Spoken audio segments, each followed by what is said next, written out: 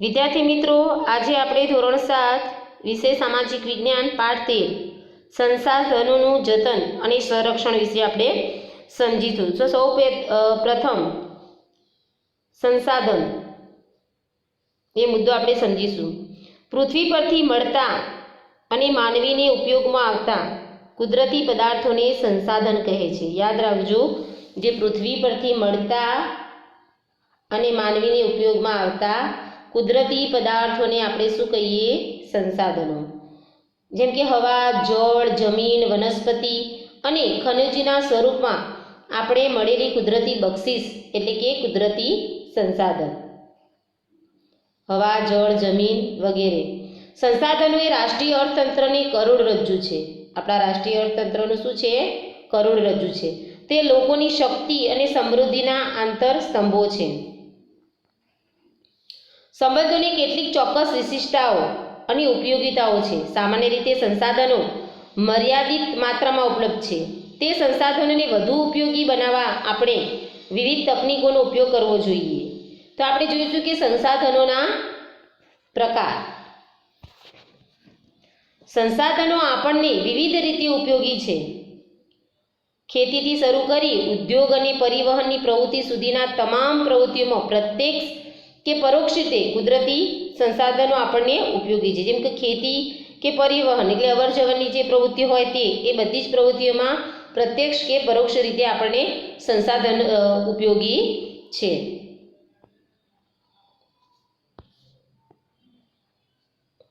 ખોરાક તરીકે જમીન અને વનસ્પતિમાંથી પ્રાપ્ત થતી વિવિધ સામગ્રીઓ, ઈંધણ અને ઉર્જા તરીકે સંસાધનો આપણને ઉપયોગી છે. ખોરાક તરીકે જમીન અને વનસ્પતિમાંથી પ્રાપ્ત થતી વિવિધ સામગ્રી, ઈંધણ અને ઉર્જા તરીકે સંસાધનો આપણને ઉપયોગી છે. સંસાધનોને સામાન્યતઃ બે જૂથમાં વહેંચવામાં આવે છે. કેટલા જૂથમાં? બે જૂથમાં વહેંચવામાં આવે છે. કુદરતી અને માનવ સર્જિત. જે કુદરત દ્વારા પ્રાપ્ત થતું હોય અને જે માનવે ઉત્પન્ન કર્યું હોય એ બે પ્રકારમાં વહેંચવામાં આવે છે. ભૂમિ, જળ, ખનિજો અને જંગલોનો કુદરતી સંસાધનોમાં સમાવેશ થાય છે. જે કુદરત દ્વારા મળતું હોય ભૂમિ, પછી જળ, ખનિજ અને જંગલોનો કુદરતી સંસાધનોમાં સમાવેશ થાય છે. તેમાં પણ બે પ્રકાર પડે છે. જૈવિક અને અજૈવિક. ભૂમિ, હવા, જળ, જમીન એ અજૈવિક સંસાધનો છે. યાદ રાખજો, એમાં પણ જે કુદરતી સંસાધનો છે એમાં પણ બે પ્રકાર પડે છે, જૈવિક અને અજૈવિક. ભૂમિ, હવા, જળ અને જમીન એ અજૈવિક સંસાધનો છે, જ્યારે જંગલો, પ્રાણીઓ એ જૈવિક સંસાધનો છે. માનવીએ સર્જેલા ઔદ્યોગિક એકમો, સ્મારકો, ચિત્રકળા, સામાજિક સંસ્થાઓ વગેરે માનવ નિર્મિત સંસાધનો છે. માનવ નિર્મિત સંસાધનો કયા કહેવાય? જે માનવીએ સર્જન કરેલા, માનવીએ ઉત્પન્ન કરેલા, જેમ કે ઔદ્યોગિક એકમો, ઉદ્યોગના એકમો, સ્મારકો, મોટી મોટી ઇમારતો, ચિત્રકલાઓ, આ સામાજિક સંસ્થાઓ વગેરે માનવ સર્જિત સંસાધનો છે. મનુષ્યમાં રહેલા જ્ઞાન, બુદ્ધિ, કૌશલ્ય, સ્વાસ્થ્ય અને અન્ય ગુણોનો સમાવેશ માનવ સંસાધનોમાં પણ થાય છે. કુદરતી સંસાધનોના વિકાસ માટે માનવ સંસાધન હોવું જરૂરી છે. જો કુદરતી સંસાધનોનો વિકાસ કરવો હોય તો માનવ સંસાધન હોવું જરૂરી છે. યાદ રાખજો. કેટલાક એવા સંસાધનો છે કે જે ચોક્કસ સમયમાં સ્વનિર્માણ પામે છે. ઝાડ, પાન, પશુ, પક્ષી વગેરેમાં પોતાની જાતે પેદા થવાની ક્ષમતા છે. આમ વન અને વન્યજીવન ચોક્કસ સમયમાં નિર્માણ પામતા રહે છે. હવે આપણે જોઈશું સંસાધનોનું સંરક્ષણ. તેમનું સંરક્ષણ કેવી રીતના કરવું? તો કુદરતી સંસાધનો મર્યાદિત છે, એટલે કે મર્યાદિત પ્રમાણમાં જ આપણને મળે છે, જ્યારે માનવીય જરૂરિયાતો અમર્યાદિત છે. કુદરતી સંસાધનો આપણને મર્યાદિત પ્રમાણમાં જ મળે છે, પણ માણસની જરૂરિયાતો કેવી છે? અમર્યાદિત. છેલ્લા કેટલાક વર્ષોથી તકનીકી ક્ષેત્રે થયેલા અસાધારણ વિકાસ અને વસ્તી વિસ્ફોટની સંસાધનનો ઉપયોગ ખૂબ જ વધી ગયો છે. એ વસ્તી વધારાના કારણે સંસાધનોનો ઉપયોગ ખૂબ જ વધી ગયો છે. તો આ પરિસ્થિતિ વિશે ગંભીરતાથી નહીં વિચારીએ તો આપણે તેના માઠા પરિણામ ભોગવવા પડશે. એટલે કે ભવિષ્યની પેઢીઓ માટે સંસાધનનું રક્ષણ કરવું એ આપણી સૌની ફરજ છે. એમ કે પાછળની જે આપણી પેઢીઓ હોય એમના માટે સંસાધનનું રક્ષણ કરવું એ આપણી ફરજ છે, સૌની ફરજ છે. અને સંસાધનનું રક્ષણ એટલે કે સંસાધનોનો વિવેકપૂર્ણ ઉપયોગ કરવો. જે કુદરત દ્વારા આપણને જે સંસાધનો મળે છે એનો કરકસરપૂર્વક વિવેકપૂર્વક એનો ઉપયોગ કરવો. સંસાધનો પોતે મેળવે જે ચોક્કસ સમયના હિસ્સાની પૂર્તિ કરે છે અથવા અખૂટ હોય છે, જેને નવીનીકરણીય સંસાધનો પણ કહેવામાં આવે છે. જેમ કે જંગલો, સૂર્યપ્રકાશ એકવાર વપરાય પછી પુનઃ ઉપયોગ લઈ શકાતો નથી કે બનાવી શકાતો પણ નથી. તેને અનવીનીકરણીય સંસાધનો કહેવામાં આવે છે, જેનો એકવાર ઉપયોગ કરી બીજી વખત એને વાપરી કે પુનઃનિર્માણ કરી શકાતો નથી. જેમ કે પેટ્રોલિયમ, ખનિજ, કોલસો, કુદરતી વાયુ વગેરે. હવે સંસાધન કે ભૂમિ સંસાધન, જંગલ સંસાધન, પ્રાણીય વન્ય સંસાધન, જળ સંસાધન, કૃષિ સંસાધન, ખનિજ સંસાધન, આ ઉપરાંત માનવી પણ સ્વયં એક સંસાધન જ છે. આ બધા જે સંસાધનો છે એ ઉપરાંત માનવી પણ એક સંસાધન જ છે. સંસાધનને માલિક, પ્રાપ્યતા, વિતરણ ક્ષેત્રના આધારે પણ વર્ગીકૃત કરવામાં આવે છે. હવે આપણે આગળ જોઈશું કે ભૂમિ સંસાધન એટલે કે જમીન નિર્માણ. એમાં શું જોઈશું? જમીન નિર્માણ. સામાન્ય રીતે ભૂસપાટીનું ઉપલું પડ, જે ભૂમિનું જે ઉપલું પડ હોય જેમાં વનસ્પતિ ઉગે છે તેને આપણે જમીન કહીએ છીએ. ભૂસપાટીનું ઉપલું પડ તેને આપણે શું કહીએ છીએ? જમીન કહીએ છીએ. જમીન પૃથ્વીના પોપડા પરના અનેકવિધ કણોથી બનેલું છે. ઘણા બધા કણોથી એ બનેલું છે અને એક પાતળું પડ હોય છે. ખડકોના નાના મોટા ટુકડા, કાંકરાની માટી, રજ જે અજૈવિક છે તેને રેગોલિથ કહે છે. તેમાં જૈવિક દ્રવ્યો હવા, પાણી ભળતા જમીન બને છે. આ જે છે નાના મોટા ટુકડા, કાંકરા, ખડકોના નાના મોટા ટુકડા, કાંકરા, માટીની રજ કે અજૈવિક છે જે રેગોલિથ કહે છે, તેમાં જૈવિક દ્રવ્યો હવા, પાણી ભળતા એને આપણે શું બને છે? જમીન બને છે. ખેતીના સંદર્ભમાં કોઈ પણ દેશોનો આર્થિક વિકાસ તે દેશની જમીનની ગુણવત્તા અને એના પ્રકાર પર આધાર છે. કોઈ પણ દેશના ખેતીના સંદર્ભમાં કોઈ પણ દેશનો જે આર્થિક વિકાસ છે એ તેની જમીનની ગુણવત્તા ઉપર રહેલો છે કે એની જમીન કેવી છે એની ગુણવત્તા પર રહેલો છે. હવે આપણે આગળનો મુદ્દો જોઈશું, જમીનના પ્રકાર. ભારતીય કૃષિ સંસાધન પરિષદ ICAR દ્વારા ભારતની જમીનને કુલ 8 પ્રકારમાં વહેંચી છે. કેટલા પ્રકારમાં? 8 પ્રકારમાં. પહેલી કાંપની જમીન, રાતી જમીન એટલે કે લાલ, કાળી જમીન, લેટેરાઇટ જમીન, રણ પ્રકારની જમીન, પર્વતીય જમીન, જંગલ પ્રકારની જમીન, દલદલ પ્રકારની જમીન. જમીનનું ધોવાણ અને સંરક્ષણ. જમીનનું ધોવાણ ગતિશીલ પાણી કે હવા દ્વારા થાય છે. એમ કે જોરદાર ગતિથી પાણી આવતું હોય અને વધારે પડતી ગતિથી હવા આવતી હોય એના દ્વારા જમીનનું ધોવાણ થાય છે. જમીનના ઉપલા કણોનું ઝડપથી કુદરતી બળો દ્વારા અન્યત્ર સ્થળાંતર થઈ જવું તેને જમીનનું ધોવાણ કહે છે. જમીનનું જે ઉપલું બળ હોય, અતિશય પાણી આવે, અતિ ગતિથી પવન આવે તો જમીનના ઝડપથી જે કુદરતી બળોનું અન્યત્ર સ્થળાંતર થઈ જાય. જમીનના જે ઉપલા કણોનું ઝડપથી સ્થળાંતર થઈ જાય અને તેને જમીનનું ધોવાણ કહે છે. આને શું કહેવાય? જમીનનું ધોવાણ. આવું થવાથી જમીન ખેતીની ઉપજમાં ઘટાડો થાય તેને અટકાવવું જોઈએ. આવું થવાથી શું થાય? ખેતીની ઉપજમાં, ઉત્પાદનમાં ઘટાડો થાય છે. તેના કારણે આપણે આનું ધોવાણ અટકાવવું જોઈએ. હવે જમીન ધોવાણ અટકાવવાના ઉપાયો કે જમીનનું ધોવાણ કઈ રીતે અટકાવવું જોઈએ? પડતર જમીનમાં વૃક્ષોનું વાવેતર કરવું જોઈએ. જે પડતર કે સાવ નકામી જમીન પડી રહી હોય પડતર, એમાં કશું કોઈ વૃક્ષ છોડ ઝાડ ના હોય, એમાં શું કરવું જોઈએ? વૃક્ષોનું વાવેતર કરવું જોઈએ. જ્યાં ઢોળાવવાળી જમીન છે ત્યાં પગથિયા પદ્ધતિથી ખેતી કરવી જોઈએ. ઢોળાવવાળી જે જમીન હોય ત્યાં પગથિયા પદ્ધતિથી ખેતી કરવી જોઈએ. આડબંધ બાંધવા જોઈએ. આડા ખેતીના આપણે જે જમીન હોય એની આજુબાજુ આડબંધ બાંધવા જોઈએ.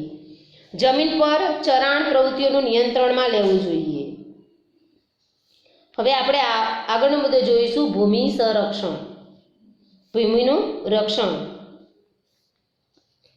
ભૂમિ સંરક્ષણ એટલે જમીનનું ધોવાણ રોકીને જમીનની ગુણવત્તા જાળવવી. ભૂમિનું સંરક્ષણ એટલે શું? કે આપણી જે જમીન છે એનું ધોવાણ રોકી એની ગુણવત્તા જાળવવી, એને ભૂમિ સંરક્ષણ કહેવાય. નદીના કોતરો અને પહાડી ઢોળાવવાળાઓ પર વૃક્ષો ઉછેરવા. જે નદીના કોતરો હોય, જે ખાડાઓ ઊંડી ઊંડી ખીણો હોય, તે પહાડી ઢોળાવો હોય ત્યાં શું કરવું જોઈએ? વૃક્ષોનો ઉછેર કરવો જોઈએ. રણની નજીકમાં ક્ષેત્રમાં વાતા પવનને રોકવા વૃક્ષોની હાળમાળ ઉગાડવી જોઈએ. જ્યાં રણ હોય ત્યાં ખૂબ જ જોરથી પવન વાતા હોય ત્યાં એ રોકવા માટે શું કરવું જોઈએ? વૃક્ષોની હારમાળ ઉગાડવી જોઈએ. અને અનિયંત્રિત ચરાણને અટકાવવું જોઈએ. ફળદ્રુપતા ગુમાવી બેઠેલી જમીનમાં પુનઃ સેન્દ્રિય પદાર્થોનું ઉમેરણ કરવું જોઈએ. જેમાં જમીનની ફળદ્રુપતા જતી રહી હોય એમાં સેન્દ્રિય પદાર્થોનું નાખવા જોઈએ. આમાં સૌએ સાથે મળી અને સહિયારા પ્રયાસ કરવા જોઈએ. બધા ભેગા મળીને સહિયારો પ્રવાસ કરવો જોઈએ. હવે જોઈશું જળ સંસાધન. પૃથ્વી પર પીવાલાયક પાણીનું પ્રમાણ આશરે 3% જેટલું છે. કેટલું છે? 3%. પૃથ્વીનો ત્રીજો ભાગ જળ વિસ્તાર ધરાવે છે. પાણી કુદરત થકી મળેલી અનમોલ ભેટ છે. પાણી આપણને કોણ આપે છે? કુદરત. એ આપણી અનમોલ ભેટ છે. જળ એ જીવનની પ્રાથમિક માનવીય રોજબરોજની પ્રવૃત્તિ એટલે કે ઉદ્યોગ અને ખેતી માટે જળ ખૂબ જ ઉપયોગી સ્ત્રોત છે. આપણે જીવન જરૂરિયાતથી પણ જળ ઉપયોગી છે, તેમજ ખેતી અને ઉદ્યોગો માટે પણ ઉપયોગી સ્ત્રોત છે. જળ સંસાધનોમાં મહાસાગરો, ઉપસાગરો, નદીઓ, સરોવરો, ભૂમિગત જળ વગેરેનો સમાવેશ થાય છે. જળ સંસાધનોમાં શેનો સમાવેશ થાય છે? મહાસાગરો, નદીઓ, સરોવરો, ભૂમિગત જળ વગેરેનો સમાવેશ થાય છે. પૃથ્વી પર જળ સંસાધનનો મુખ્ય સ્ત્રોત શું છે? વરસાદ. યાદ રાખજો, મુખ્ય સ્ત્રોત શું છે? વરસાદ. બધા સ્ત્રોત વરસાદથી આભારી છે. પુષ્ટિય જળ સ્ત્રોતોમાં નદી, સરોવર, તળાવ, ઝરણા વગેરેનો સમાવેશ થાય છે. તેમાં મુખ્ય સ્ત્રોત નદી ગણાય છે. તેમાં શું ગણાય? મુખ્ય સ્ત્રોત નદી ગણાય છે. હવે જળ તંગી મુદ્દો જોઈશું આપણે, કે પાણી કુદરત થકી મળેલી અનમોલ ભેટ છે. કે આપણને કુદરત તરફથી મળેલી એ અનમોલ ભેટ છે. વધતી જતી વસ્તી માટે અનાજની વધતી માંગ, રોકડિયા પાકો ઉગાડવા, શહેરીકરણ અને ઊંચા જીવન ધોરણના પરિણામે પાણીની માંગ નિરંતર વધતી જાય છે. એમ કે વસ્તીનો વધારો થતો જાય તેમ અનાજની માંગ પણ વધતી જાય છે અને જીવન ધોરણના પરિણામે પાણીની માંગ પણ વધતી જાય છે. તે પ્રકારની ગંદકીની સફાઈ પણ ઉપયોગી છે.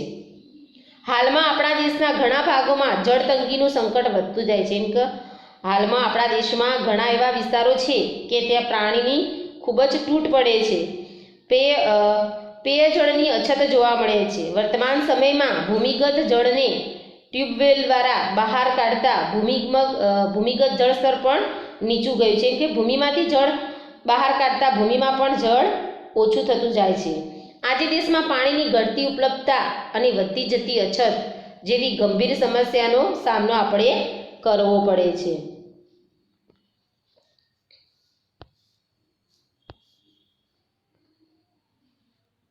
હવે આપણે જોઈશું જળ સંસાધનોની જાળવણી અને વ્યવસ્થાપન. એમ કે આપણે જળ પાણી એનું જાળવણી કેવી રીતના કરવી. આજે ઉપલબ્ધ જળ મર્યાદિત માત્રામાં છે. આજે ઉપલબ્ધ જળ એ મર્યાદિત માત્રામાં જ છે. પ્રદૂષિત જળની ખૂબ મોટી સમસ્યા છે. જે જળ છે, જે પ્રદૂષિત જળ, ખરાબ જળ, એની ખૂબ જ મોટી સમસ્યા છે.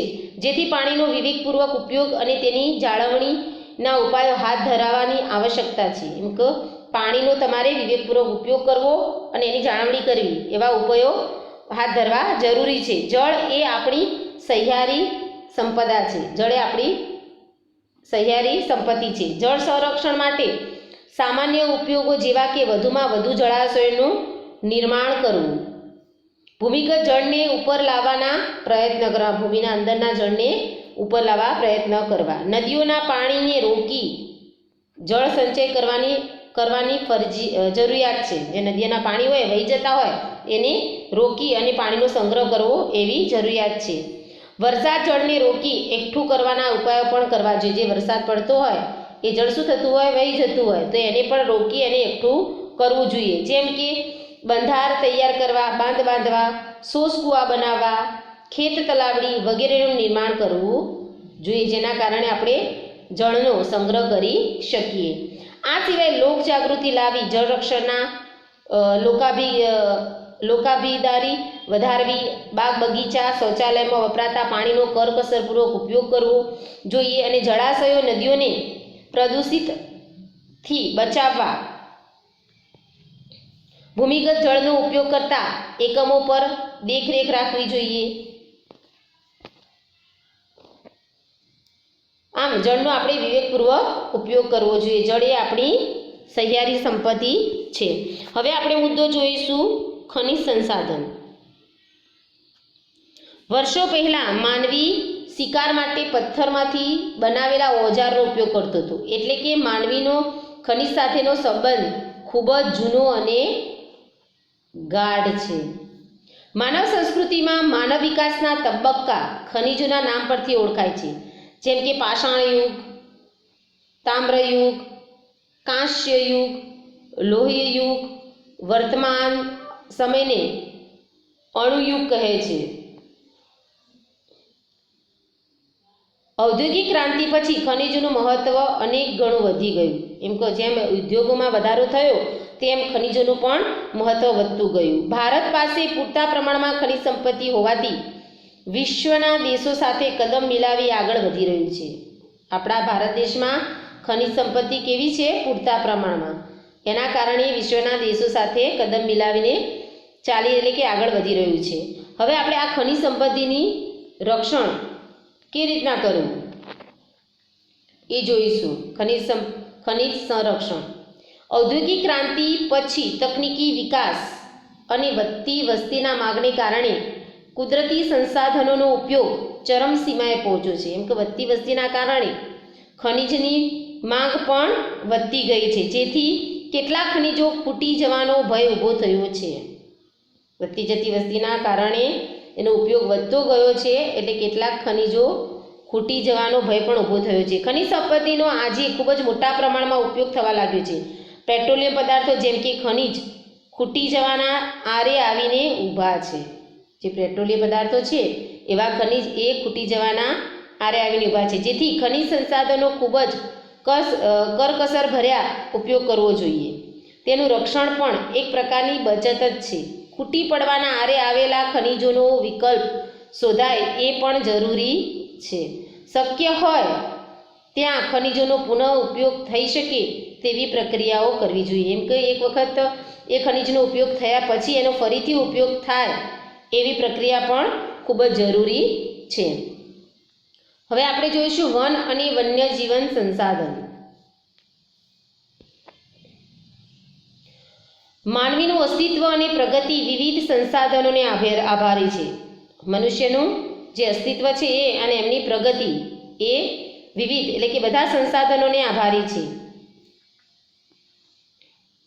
કુદરત પાસેથી આપણે વિભિન્ન ચીજો મેળવી આપણી જરૂરિયાતને પૂર્ણ કરતા રહ્યા છીએ. જેમાં જંગલો અતિ મહત્વનું સંસાધન છે.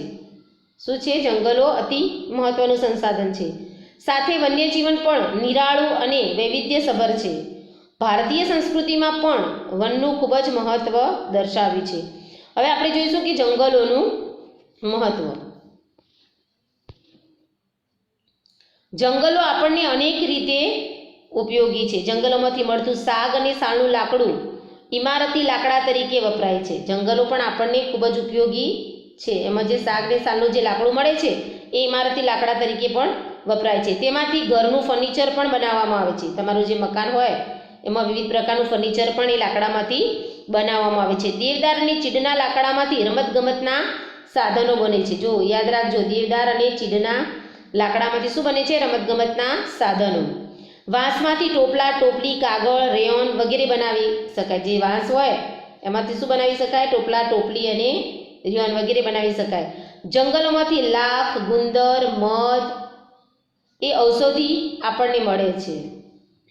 જંગલોમાં રહેતી પ્રજાને આજીવિકા પૂરી પાડે છે। જંગલોનું આર્થિક મહત્વ સાથે પર્યાવરણીય મહત્વ પણ વિશેષ છે। આર્થિક રીતે પણ આપણે જંગલોનું આપણા જીવનમાં મહત્વ છે, એ જ રીતે પર્યાવરણીય પણ ખૂબ જ વિશેષ મહત્વ છે। જંગલો આબોહવાની વિષમ બનતી અટકાવી ભેજ જાળવી રાખે છે, તેમજ વધુ વરસાદ લાવવા પણ ઉપયોગી છે। જંગલો વધુ વરસાદ લાવવામાં પણ ઉપયોગી છે, પ્રદૂષણ અટકાવવામાં પણ ઉપયોગી છે, ભૂમિગત જળને ટકાવી રાખવામાં પણ મદદરૂપ થાય છે, જમીનનું ધોવાણ અટકાવવામાં પણ એ મદદરૂપ થાય છે, વાતાવરણમાં ઓક્સિજન અને કાર્બન ડાયોક્સાઇડનું સંતુલન જાળવવામાં પણ મદદરૂપ કરે છે। વાતાવરણ જે હોય છે, આપણે જે શ્વાસ લઈએ છીએ અને છોડીએ છીએ, એ ઓક્સિજન અને કાર્બન ડાયોક્સાઇડનું સંતુલન જાળવવામાં પણ એ મદદરૂપ થાય છે। કોણ? જંગલો। ભારતમાં જંગલોનું પ્રમાણ ખૂબ જ ઓછું છે। સૌથી વધુ જંગલો અંદમાન અને નિકોબાર દ્વીપ સમૂહમાં તેમજ મિઝોરમ, મણિપુર, ત્રિપુરા, અરુણાચલ પ્રદેશના રાજ્યમાં આવેલા છે।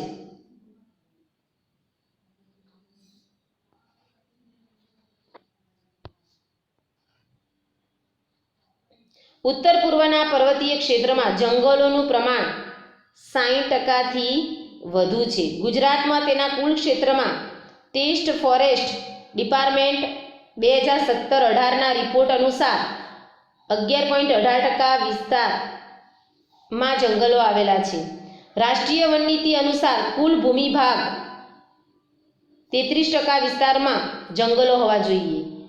ભારતમાં જંગલોનું પ્રમાણ લગભગ 23% જેટલું છે। હવે આપણે વન્ય સંરક્ષણ કે વનનું રક્ષણ કેવી રીતના કરવું એ મુદ્દો જોઈશું। આજે જંગલો ઝડપથી નષ્ટ થઈ રહ્યા છે। ઘટતા જતા જંગલો વિશ્વની એ મોટી સમસ્યા બની છે। જો આજે જંગલો ખૂબ જ ઓછા થતા જઈ રહ્યા છે અને આપણી એક વિશ્વની સમસ્યા બની ગઈ છે। વન ઘટવાના ઘણા કારણો છે, જેમ કે માનવીની જમીન મેળવવાની ભૂખ, ઉદ્યોગો માટે કાચો માલ મેળવવા, ઇમારતી લાકડું મેળવવા, શહેરીકરણ વગેરેને લીધે જંગલો ખૂબ જ ઝડપથી ઘટી રહ્યા છે। જંગલો શેના કારણે ઘટી રહ્યા છે? માનવીની ભૂખ, એટલે કે ઉદ્યોગો માટે જે કાચો માલ મેળવવાનો હોય એના માટે, ઇમારતી લાકડું મેળવવા માટે, શહેરીકરણ વગેરેના કારણે ઝડપથી જંગલો ઘટી રહ્યા છે। જંગલોનો આડેધડ વિનાશથી કેટલાક માઠા પરિણામો પર્યાવરણને ભોગવવા પડે છે, જેમ કે પ્રદૂષણમાં વધારો, વરસાદનું પ્રમાણ ઘટવું, દુષ્કાળ, જમીનનું ધોવાણ, નિરાશ્રિત વન્ય પશુઓ અને તેમની ઘટતી સંખ્યા, વૈશ્વિક તાપમાનમાં વધારો, પ્રાકૃતિક સૌંદર્યનો નાશ પામવું વગેરે। ભારતીય બંધારણમાં વનો, સરોવરો, નદીઓ અને વન્ય પ્રાણીઓનો સહિત કુદરતી પર્યાવરણનું સંરક્ષણ કરવાની અને તેની સુધારણા કરવાની તથા જીવો પ્રત્યે અનુકંપા દર્શાવવાની નાગરિકની મૂળભૂત ફરજ છે। દરેક નાગરિકની આ ફરજ છે, મૂળભૂત ફરજ છે। વન અને વન્યજીવોને ફાયદા દ્વારા પણ રક્ષણ પૂરું પાડવું જોઈએ। વન અને વન્યજીવોને કાયદા દ્વારા પણ રક્ષણ પૂરું પાડવું જોઈએ। તેમાં સજાની પણ જોગવાઈ કરવામાં આવી છે, જેમ કે કોઈ વન અને વન્યજીવોનું નુકસાન કરે તો તેને સજા પણ થઈ શકે। હવે આપણે આગળ જોઈશું વન સંરક્ષણના કેટલાક ઉપાયો નીચે મુજબ છે। પર્યાવરણ શિક્ષણ અને પર્યાવરણની જાગૃતિ લાવવાની વન સંરક્ષણ કરી શકાશે। વિવિધ સ્પર્ધાઓ, પ્રવૃત્તિઓ દ્વારા જંગલોનું મહત્વ સમજાવો। એમ કે અલગ અલગ સ્પર્ધાઓ રાખવી, એમાં જંગલોનું શું મહત્વ છે એ વિશે સમજાવવાનું। જંગલ ખાતાના કાર્યક્ષેત્રની ગુણવત્તાભર બનાવવું, પડતર જમીનમાં વૃક્ષોરોપણ કરવું, શાળામાં ઇકો ક્લબની રચના કરી વિવિધ પ્રવૃત્તિઓ કરાવી, વૃક્ષારોપણ, વન મહોત્સવ જેવા કાર્યક્રમોને મહત્વ આપવું. ઉજવણી વિવિધ દિવસો: 21મી માર્ચ વિશ્વ વન દિન, 25મી જૂન વિશ્વ પર્યાવરણ દિન, 4 ઓક્ટોબર વન્ય પ્રાણ દિવસ, 29 ડિસેમ્બર જૈવ વિવિધતા દિવસ.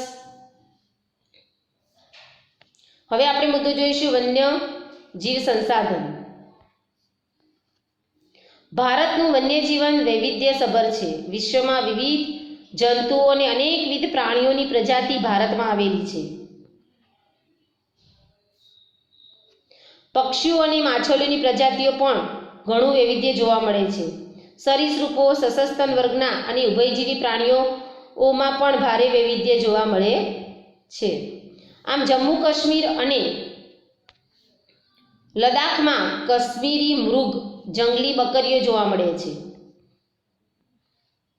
ઉત્તરાખંડ, કર્ણાટક, કેરળમાં, અસમ વગેરે રાજ્યમાં હાથી જોવા મળે છે. એક સિંગી ગેંડો એ ભારતનું વિશિષ્ટ પ્રાણી છે. તે અસમ અને પશ્ચિમ બંગાળમાં દલદીય ક્ષેત્રમાં જોવા મળે છે. કચ્છના નાના રણમાં અને તેને અડીને આવેલા ક્ષેત્રમાં ઘુડખર એટલે કે જંગલી ગધેડો જોવા મળે છે. ભારતમાં જ એક એવો દેશ છે ભારત એક એવો દેશ છે કે જ્યાં સિંહ, દીપડો અને વાઘ ત્રણેય જોવા મળે છે. સિંહ ગુજરાતના ગીર જંગલોમાં વસે છે. યાદ રાખજો, ભારત એક એવો દેશ છે કે સિંહ, દીપડો અને વાઘ ત્રણેય જોવા મળે છે. અને સિંહ એ ગુજરાતના ગીરના જંગલોમાં જોવા મળે છે. અને વાઘ એ પશ્ચિમ બંગાળ, મધ્યપ્રદેશ, મહારાષ્ટ્ર, કર્ણાટક, રાજસ્થાન, હિમાલયના ક્ષેત્રોમાં વગેરેમાં જોવા મળે છે. રોયલ બંગાળ ટાઈગર એટલે કે બંગાળનો વાઘ વિશ્વની 8 જાતિઓમાંનો એક છે.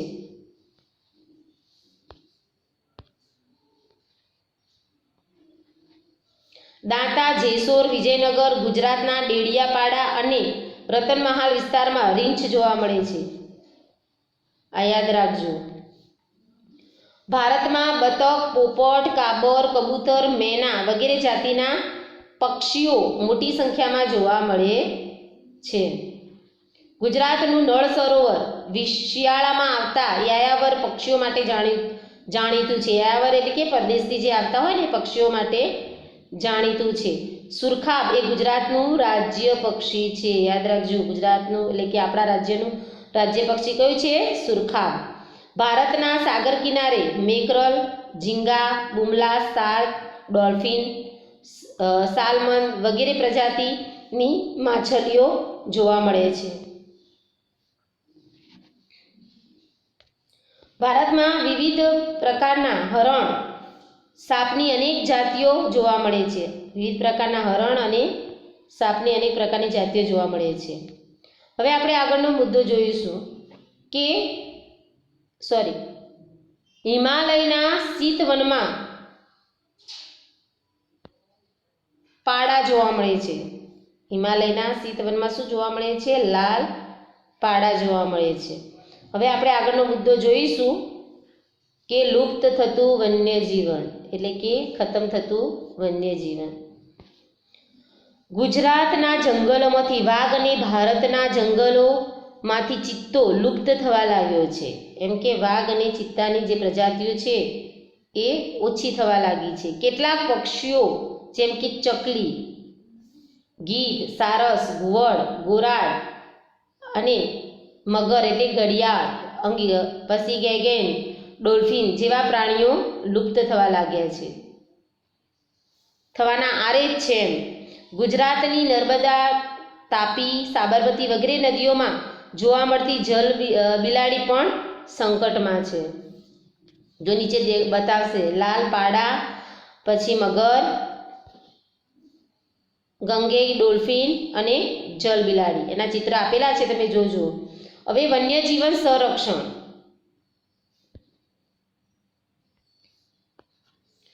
સદીઓથી વન્ય જીવોનું સંરક્ષણ માટે કાયદા થતા આવ્યા છે. સમ્રાટ અશોકે વન્યજીવનના રક્ષણ માટેના કાયદા કરાવેલી નોંધ ઇતિહાસમાંથી મળે છે. આજે પણ તે માટેના કાયદા છે. મોટાભાગના રાજ્યોમાં સ્ટેટ વાઇલ્ડ લાઇફની રચના થયેલ છે. અન્ય સ્વૈચ્છિક સંસ્થાઓ પણ તેના માટે કામ કરી રહી છે. તો વન્ય જીવ સંરક્ષણ માટે નીચે મુજબના કાયદાના પગલાઓ લેવા જોઈએ. વન્ય જીવો પર થતા અત્યાચાર અને શિકાર પ્રવૃત્તિને અટકાવવા કડક અમલ કરવો જોઈએ. જે શિકાર કરતા હોય એનો કડક અમલ કરવો જોઈએ. જંગલના વન્ય જીવોની ગણતરી સમયાંતર કરવી જોઈએ, એમને ગણતરી કરવી જોઈએ. જંગલ વન્યજીવોને કુદરતી સંરક્ષણ પૂરું પાડે છે, તેથી જંગલોનો વિનાશ થતો અટકાવવો જોઈએ. લોકોને વન્યજીવોનું મહત્ત્વ સમજાવી અને વન્યજીવ સંરક્ષણની સમજ આપવી જોઈએ. મનુષ્ય એટલે કે જે લોકો છે એમને વન્યજીવોનું મહત્ત્વ સમજાવવું જોઈએ અને એનું રક્ષણ કેવી રીતે કરવું જોઈએ એની સમજ આપવી જોઈએ. જંગલમાં લાગતી આગને ડામવા ઝડપથી પ્રયત્નો કરવા. વન્યજીવોની તબીબી સારવાર મળે તેવો પણ પ્રયત્ન કરવો જોઈએ. વન્યજીવો માટે સંરક્ષિત ક્ષેત્રોનો વિકાસ કરવો જોઈએ. પ્રચાર અને પ્રસાર માધ્યમો દ્વારા જાગૃતિ લાવવી જોઈએ. વન્યજીવન સંદર્ભે વન્યજીવોની જરૂરિયાતો જેવી કે પાણી, ખોરાક, કુદરતી આવાસ પૂરતા પ્રમાણમાં મળી રહે તેવી વ્યવસ્થા ગોઠવવી જોઈએ. હવે આપણે આગળનો મુદ્દો જોઈશું, રણ પ્રદેશનું જીવન. રણ પ્રદેશનું જીવન કેવું? સહારાનું ગરમ રણ. સહારાનું ગરમ રણ વિશ્વનું સૌથી મોટું રણ છે, યાદ રાખજો. આ રણ ઘણું વિશાળ છે, મોટું છે એમ. સહારાનું આબોહવા ગરમ અને શુષ્ક છે.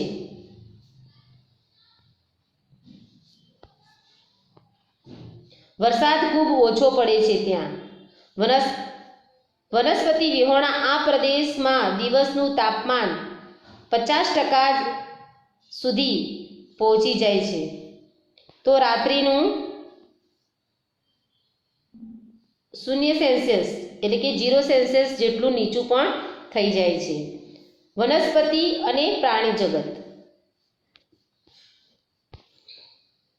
સહારાના રણમાં કાંટાળી વનસ્પતિ. સહારાના રણમાં કેવી વનસ્પતિ? કાંટાળી વનસ્પતિ, ખજૂરના વૃક્ષો વગેરે આવેલા છે. રણ પ્રદેશ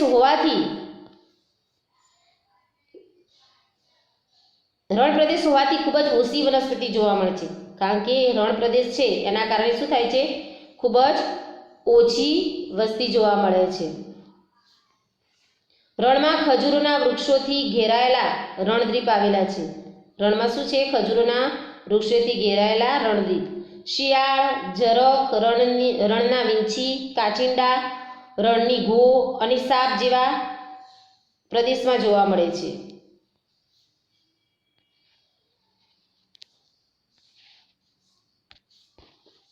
જો સહારા રણનું આફ્રિકા ખંડ. હવે જો ચિત્રમાં જો સહારા રણ, ખજૂરોના વૃક્ષ જોવા મળે છે, ખનિજ તેલ ક્ષેત્ર, પારંપરિક માટીના ઘર. હવે આપણે જોઈએ કે લોકો.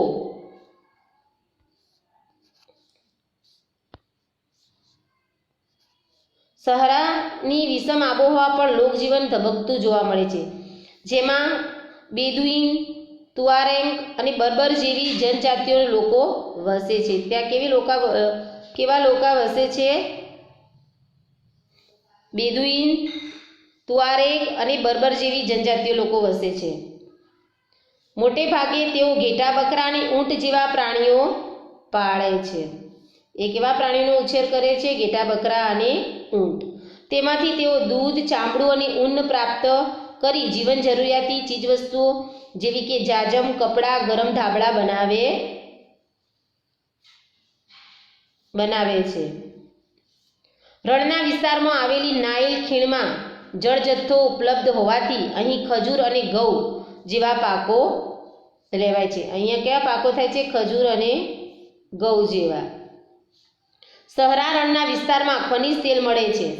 સહારા રણના વિસ્તારમાં શું મળે છે? ખનિજ તેલ. આ ઉપરાંત આ ક્ષેત્રમાં લોખંડ, ફોસ્ફરસ, મેંગેનીઝ અને યુરેનિયમ જેવા ખનિજો પણ મળી રહે છે. યાદ રાખજો. ખનિજોનું વધુ પ્રમાણમાં ઉત્પાદન થતું હોવાથી કેટલાક પ્રદેશોના લોકજીવનમાં ખૂબ મોટો ફેરફાર થવા લાગ્યા છે. કાચા માટીના મકાનના બદલે પાકા મકાન અને રોડ રસ્તા બનાવવાથી શહેરીકરણ પણ થઈ રહ્યું છે. વિદેશીમાંથી પણ ઘણા લોકો અહીં તેલ ક્ષેત્રમાં રોજગારી મેળવવા આવવા લાગ્યા છે. લદ્દાખનું રણ. હવે આપણે શેનું જોઈશું? સહારાના રણ પછી લદ્દાખનું રણ. ભારતની ઉત્તરે લદ્દાખનો કેન્દ્રશાસિત પ્રદેશ આવેલો છે. ક્યાં આવેલું છે? ભારતની ઉત્તરે. લદ્દાખ એ ભારતનું ઠંડુ રણ છે, જેની ઉત્તરે કારાકોરમ પર્વત શ્રેણી અને દક્ષિણે જાસ્કર પર્વત શ્રેણી આવેલી છે. જો એના ઉત્તરે કારાકોરમ અને દક્ષિણે જાસ્કર પર્વત શ્રેણી આવેલી છે. આ ક્ષેત્રની મુખ્ય નદી સિંધુ છે. ઊંચાઈના કારણે અહીં હવા ખૂબ જ પાતળી છે અને આબોહવા ઠંડી અને શુષ્ક છે. અહીં ઉનાળામાં તાપમાન 0 સેલ્સિયસથી ઉપર અને રાત્રે તાપમાન 30 સેલ્સિયસથી પણ નીચે ઉતરી જાય છે. અહીં વરસાદનું પ્રમાણ ખૂબ જ ઓછું રહે છે, એટલે કે ઓછા પ્રમાણમાં વરસાદ થાય છે. જાણવા જેવું છે કે લદ્દાખને ખા પા ચાન પણ કહે છે, જેનો મતલબ થાય છે કે હિમભૂમિ. જમ્મુ કાશ્મીર એ કાશ્મીર તથા લદ્દાખના કેન્દ્ર શાસિત પ્રદેશો. હવે આગળનો મુદ્દો જોઈશું કે વનસ્પતિ અને પ્રાણી જીવન. લદ્દાખનું ઠંડુ રણ શુષ્ક વાતાવરણ ધરાવતું હોવાથી ત્યાં ખૂબ જ ઓછી વનસ્પતિ છે. શું છે? ખૂબ જ ઓછી વનસ્પતિ છે. ફક્ત ટૂંકું ઘાસ જોવા મળે છે, જે પાલતુ જાનવરોને ચરાવવા માટે ઉપયોગમાં લેવામાં આવે છે. ખીણ પ્રદેશમાં દેવદાર અને પાપલરના વૃક્ષો જોવા મળે છે.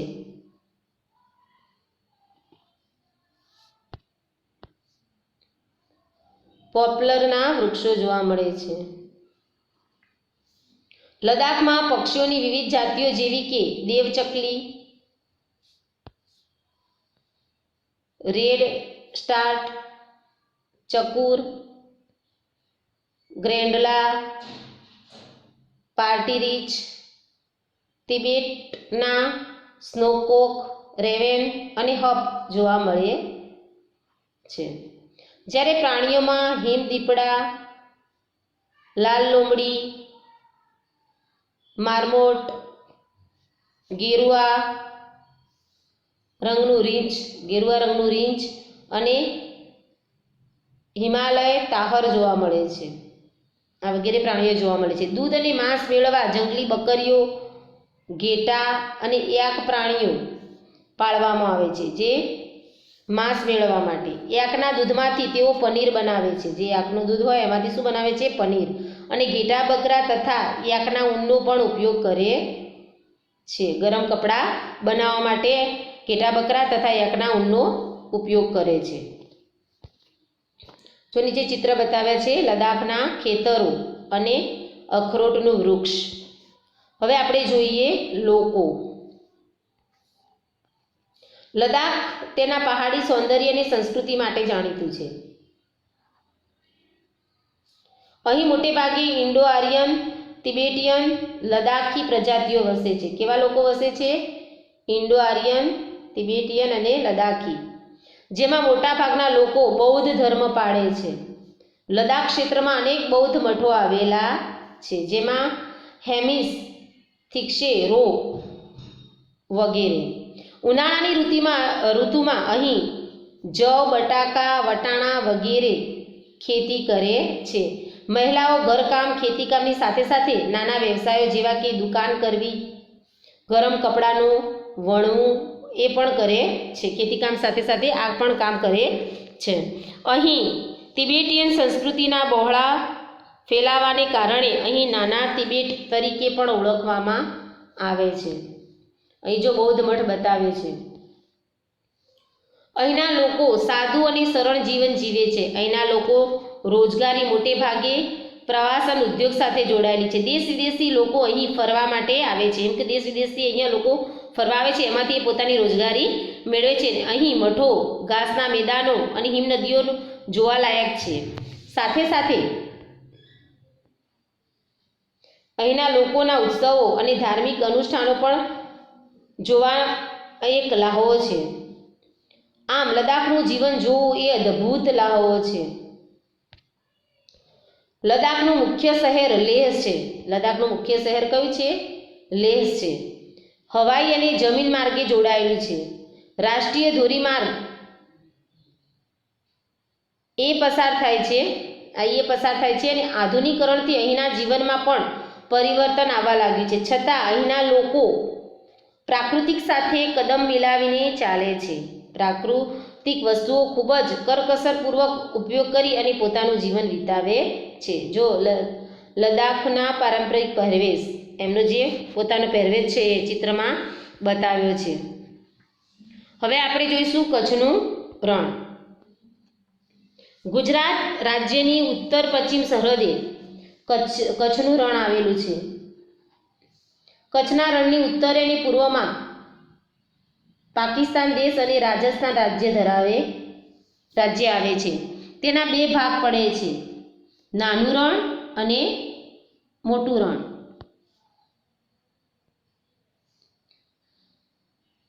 વિસ્તાર જે ખંડીય છાજલી ઉચકવાને લીધે બન્યો હોય તેવા જાણવા મળે છે. અને ગુજરાતના કચ્છ જિલ્લામાં આવેલા આ રણ થરના રણનો એક ભાગ છે. શેના રણનો? થરના રણનો એક ભાગ છે. અહીં સફેદ રણ પણ આવેલું છે, સફેદ ચાદર જેવું. અહીં આબોહવા કેવી હોય છે? ગરમ અને સૂકી. હવે વનસ્પતિ પ્રાણી જીવન. કચ્છના રણમાં બન્ની વિસ્તાર આવેલો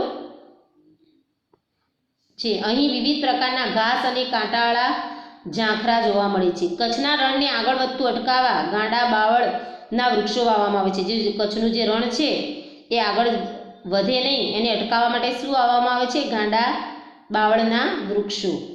કચ્છના મોટા રણમાં સુરખાબ જોવા મળે છે. આ ઉપરાંત લાવરી, ઘોરાડ, કુંજ, સારસ વગેરે પક્ષીઓ પણ જોવા મળે છે. ઘોરાડ પક્ષી લુપ્ત થવાને આરે છે.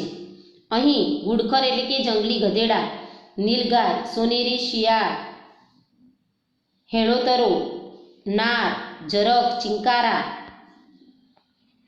કાળિયાર વગેરે પણ જોવા મળે છે. હવે એમનું લોકજીવન.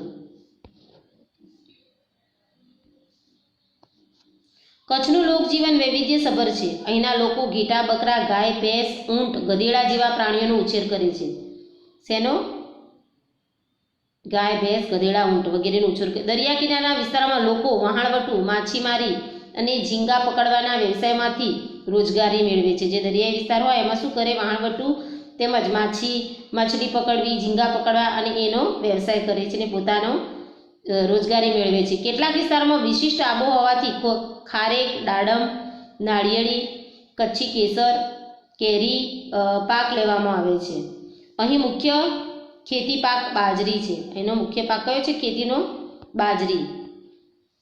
કચ્છના કેટલાક લોકો વિશિષ્ટ પ્રકારની ભરત ગૂંથણ, હસ્તકલાના વ્યવસાય સાથે પણ જોડાયેલા છે. આધુનિક ઉદ્યોગના વિકાસથી રોજગારીનું પ્રમાણ પણ વધતું જાય છે. અહીં પ્રવાસના ઉદ્યોગ પણ ખૂબ જ ઝડપથી વિકસી રહ્યા છે. તેમાંથી પણ અનેક લોકો રોજગારી પ્રાપ્ત કરે છે.